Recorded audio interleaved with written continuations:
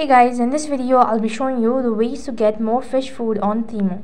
So to get more fish food on Temu, you have to first of all go ahead and make sure that you're connected to an internet service, and then to begin with, go ahead and log into your account. When you're logged into your account, first of all, what you can do is you go ahead and type in the message to a customer service team. Tap on the microphone icon located in the top right hand side corner.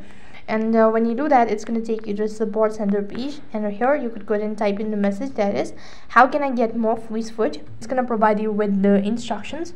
So basically go through the, as per the mentions, you have to go to the earn credit and free gifts. So basically what you have to do is, when you open up the earn credit and free food gift, right on this page you have to go ahead and accept all the food that you are receiving. You also need to go ahead and refer it to your friend or share the invite link. So basically when you press on the share button, you'll also be able to see the option as invite more fish, and that will give you more fish food as well. So when you share it with large number of friends, you'll get large amount of fish food on Temu app. So this is how you can get fish food on Temu app. That is all for this video. I hope the video was helpful. Make sure to like, share and subscribe to our channel. Thank you for watching. See you in the next video.